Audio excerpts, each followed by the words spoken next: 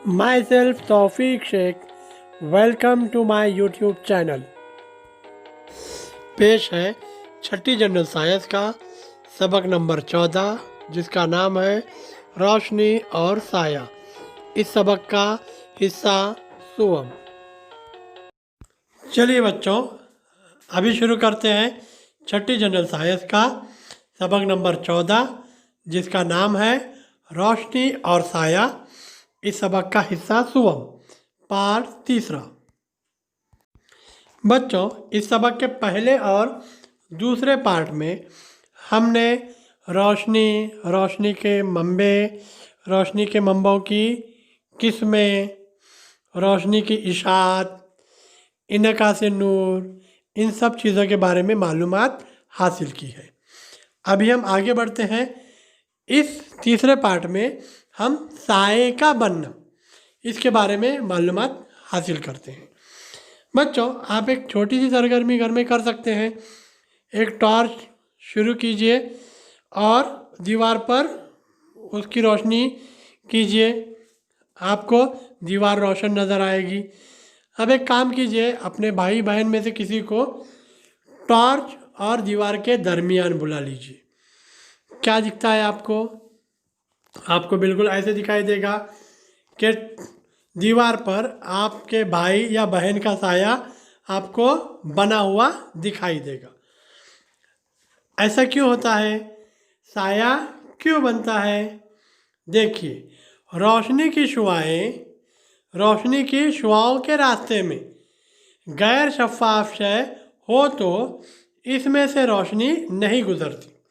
यानी अब आपने टॉर्च शुरू की है तो रोशनी ख़त मुस्तकीम में सफ़र कर रही है।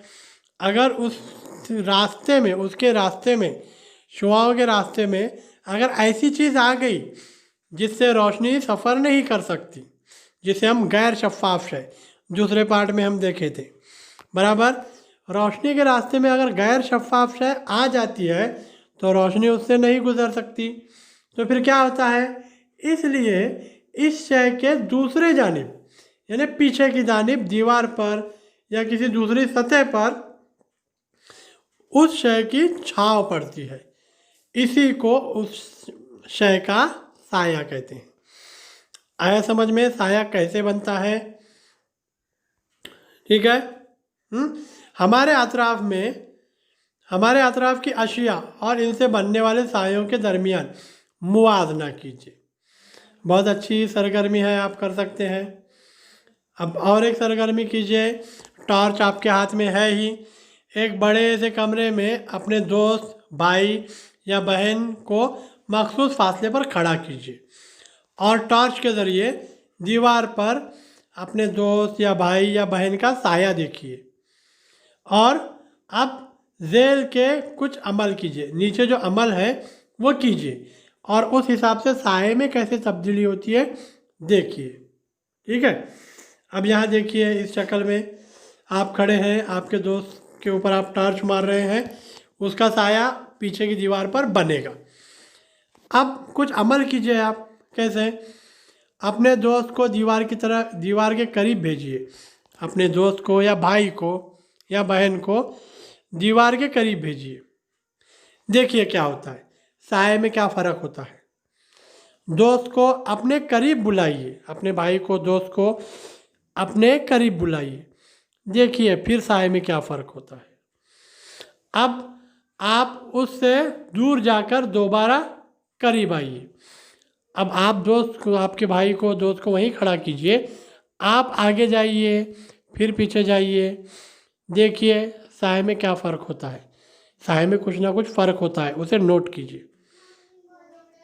टॉर्च को ऊंचाई पर ले जाकर फिर नीचे लाइए। यानी आप टॉर्च किसी चीज़ पर खड़े हो जाइए, आप कुर्सी वगैरह पर, ऊपर से टॉर्च मारिए। देखिए साये पर क्या फ़र्क पड़ता है। फिर वापस नीचे बैठकर टॉर्च मारिए।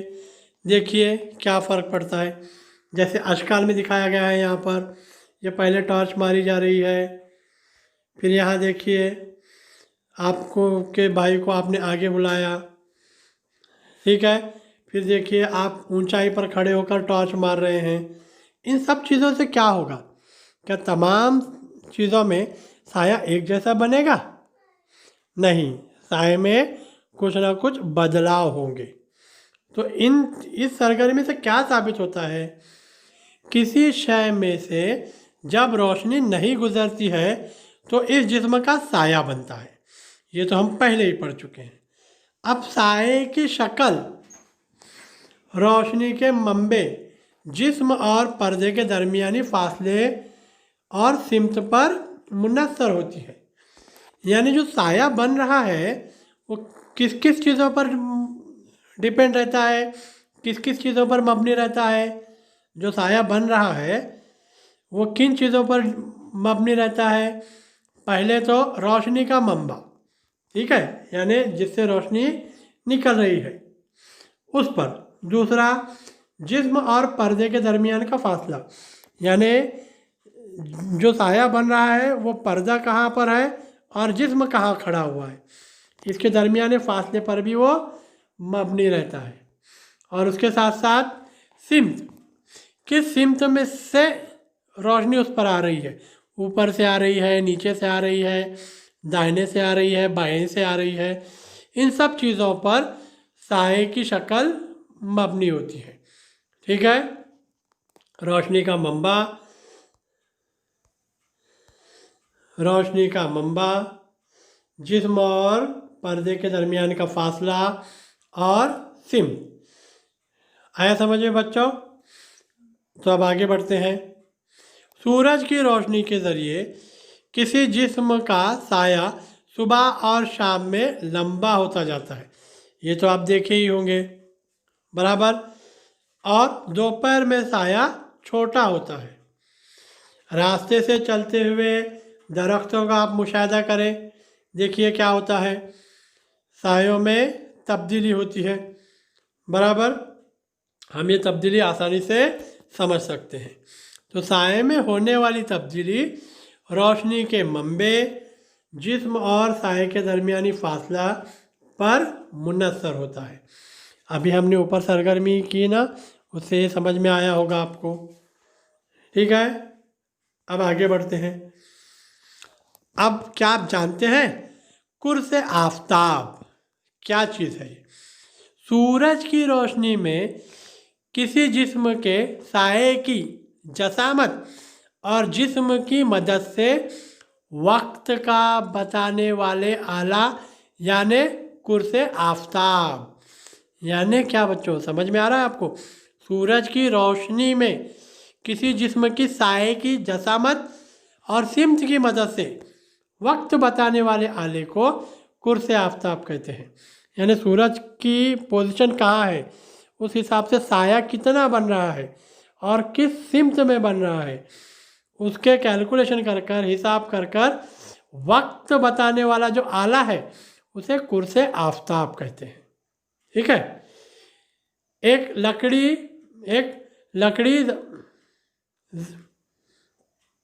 लकड़ी ज़मीन के महवर के मुतवाज़ी रखकर लकड़ी का साया दिन के अलग अलग वक्तों पर कुर्स पर कहाँ पड़ता है नोट करके वक्त की पैमाइश की जा सकती है।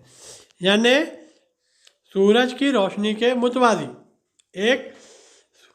एक लकड़ी ज़मीन के महवर के मुतवाज़ी रखकर दिन के अलग अलग वक्तों पर कुर्स पर पड़ने वाले साए की मदद से उसके साए को नोट करके हम वक्त की पैमाइश कर सकते हैं।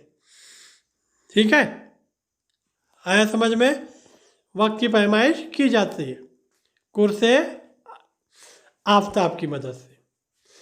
सबसे बड़ा कुर्स आफताब कहाँ है बच्चों, मालूम है आपको? सबसे बड़ा कुर्स आफताब जंतर मंतर, नाम सुना है बच्चों? ये देखिए उसकी शक्ल है, जंतर मंतर सुने ही होंगे आप। ये नई दिल्ली में है। ठीक है, नई दिल्ली में जंतर मंतर में सबसे बड़ा कुर्स आफताब है। ये चीज़ याद रखिए बच्चों। चलिए और एक मालूमात हासिल करते हैं। ये तो आपको पता ही होगा कि भारत के साइंसदान सर सी वी रमन की पेश करदा रोशनी के इंतशार के ताल्लुक से तहकीक को रमन असर या अंग्रेजी में इसको रमन इफ़ेक्ट के नाम से जाना जाता है। जो भारत के साइंसदान हैं सर सीवी रमन, उन्होंने एक थ्योरी पेश की जिसे इंतशार नूर के ताल्लुक से एक थ्योरी पेश की, एक तहकीक पेश की जिसे आज दुनिया में रमन इफ़ेक्ट के नाम से जाना जाता है। इन्होंने ये नज़रिया, ये थ्योरी 28 फरवरी 1928 को दुनिया के सामने पेश की। डेट याद रखिए बच्चों, 28 फरवरी 1928 को दुनिया के सामने पेश की। इसी याद में 1987 से 28 फरवरी को कौमी यौम साइंस के तौर पर मनाया जाता है। 28 फरवरी को हर साल क्या मनाया जाता है? कौमी यौम साइंस, नेशनल साइंस डे जिसे कहते हैं हम, ये मनाया जाता है। किस लिए मनाया जाता है? आया समझ में? सर सीवी रमन ने 28 फरवरी को इंतशार नूर की ताल्लुक से एक तहकीक, एक थ्योरी पेश की जिसे नाम दिया गया रमन इफ़ेक्ट। वो इन्होंने 28 फरवरी 1928 को दुनिया के सामने पेश की थी। इसीलिए हर साल 28 फरवरी को क्या मनाया जाता है? नेशनल साइंस डे मनाया जाता है। आने ही वाला है बच्चों, वो याद रखिए। चलिए अब आगे बढ़ते हैं। अब थोड़ी तफरी। साए के बनने की बुनियाद पर अपने हाथ पैर की मदद से मुख्तलिफ परिंदों जानवरों के अशकाल बनाइए। आप खेलते ही होंगे, ठीक है। आइए अभी आगे बढ़ते हैं सबक में। एक अमल कर कर देखेंगे हम, आप भी देख सकते हैं घर में। कांच का गिलास, पानी, बड़ा सफ़ेद कागज़। खिड़की से आने वाली सूरज की रोशनी में पानी से भरा हुआ कांच का गिलास रखिए और कागज़ पर क्या नज़र आता है देखिए। आप ये अमल देख सकते हैं। खिड़की में जो सूरज की रोशनी आ रही है उसमें कांच के ग्लास में पानी भरकर रखिए और उसके नीचे एक सफ़ेद कागज़ रखिए। देखिए आपको कैसा दिखाई देगा। आपको ऐसा ही दिखाई देगा। क्या दिखाई दे रहा है या गौर कर रहे हैं बच्चों? ये देखिए यहाँ पर क्या नज़र आ रहा है? 7 रंग नज़र आ रहे हैं, बराबर। यही आप तजुर्बा गाह के कमरे में मंशूर और टॉर्च की मदद से भी कर सकते हैं। मंशूर जिसे प्रिज्म कहते हैं, उसकी मदद से भी कर सकते हैं। इससे क्या वाज़ा होता है बच्चों? इससे ये वाज़ा होता है कि सूरज की रोशनी 7 रंगों से मिलकर बनी होती है, ठीक है। अब और एक आप एक्टिविटी भी कर सकते हैं। ज़रूरी अशिया, साबुन का पानी, छोटा तार। एक तार गोल करके साबुन के पानी में डुबोइए और इस पर फूंक मारते ही बुलबुले तैयार होते हैं। इन बुलबुलों में कौज़े कज़ा के रंग आपको नज़र आएंगे बच्चों। करके देखिए आप। साबुन के पानी से बुलबुले बनाते हैं ना आप, तो रोशनी में ज़रा देखिए, उसमें आपको अलग अलग रंग दिखाई देते हैं। इसी तरह एक चीज़ आप आसानी से कर सकते हैं।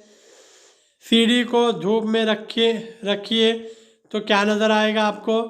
सीढ़ी पर देखिए अलग अलग रंग नज़र आते हैं आपको, सीढ़ी की जो शफाफ शय है उधर, बराबर। तो ये सरगर्मियों से क्या साबित होता है? इन सरगर्मियों से साबित होता है कि सूरज की रोशनी 7 रंगों से मिलकर बनी होती है, ठीक है।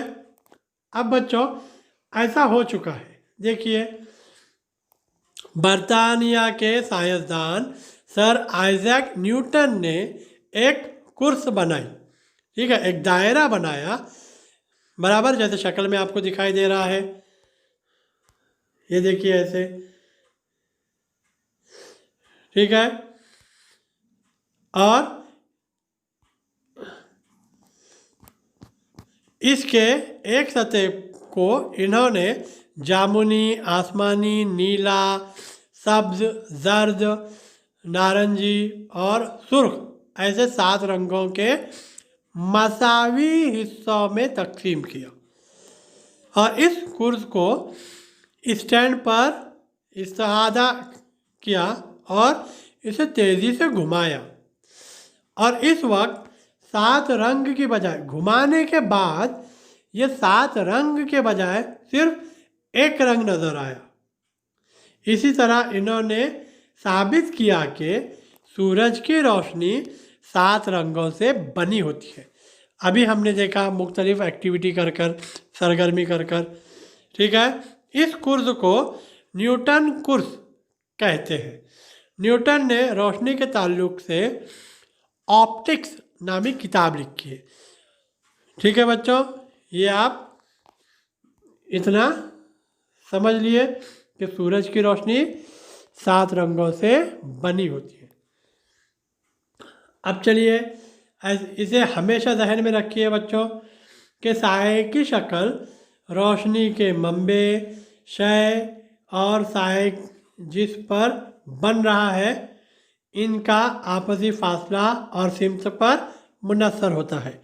ये पॉइंट हम अभी ऊपर ही पढ़े थे टॉर्च के सरगर्मी में, ये याद रखिए। ठीक है। रात के वक्त साया देखकर न डरे क्योंकि इसके पीछे आसान साइंस का कार फरमा होती है। आसान साइंस कार फरमा होती है। अब अक्सर बच्चे साए वगैरह से डरते हैं, ठीक है। डरने की कोई ज़रूरत नहीं। साया कैसे बनता? जब रोशनी आप पर पड़ती तो आपका साया आपके पीछे ही बनेगा ना, आपका ही साया है, इसमें डरने की क्या बात है। ठीक है, इसे हमेशा ज़हन में रखिए। चलिए अभी तकरीबन ये सबक यहाँ पर ख़त्म होता है। इस सबक में हमने क्या क्या पढ़ा इसके बारे में देखते हैं। हमने क्या सीखा इस सबक में? सबसे पहले रोशनी खारिज करने वाली शय यानी रोशनी का मंबा या ज़रिया होती है। ठीक है, ये चीज़ हमने देखी। उसके बाद हमने देखा रोशनी के कुदरती मंबे सूरज, सितारे, जुगनू है और कंदील, मोमबत्ती की लौ, बिजली का बल्ब वगैरह रोशनी के मसनवी मंबे हैं। और किसी भी शय को देखने के लिए इनकास नूर ज़रूरी है। रोशनी खत मुस्तकीम में सफ़र करती है। रोशनी के रास्ते में गैर शफ़ाफ शय आ जाए तो इस शय की छाँव यानी साया बनता है। सूरज की सफ़ेद रोशनी में 7 रंग होते हैं। ठीक है बच्चों। तो बच्चों इसी के साथ इस सबक का हिस्सा सुवम हम ख़त्म करते हैं और इसी के साथ साथ ये सबक नंबर 14 जिसका नाम था रोशनी और साया, ये भी मुकम्मल होता है।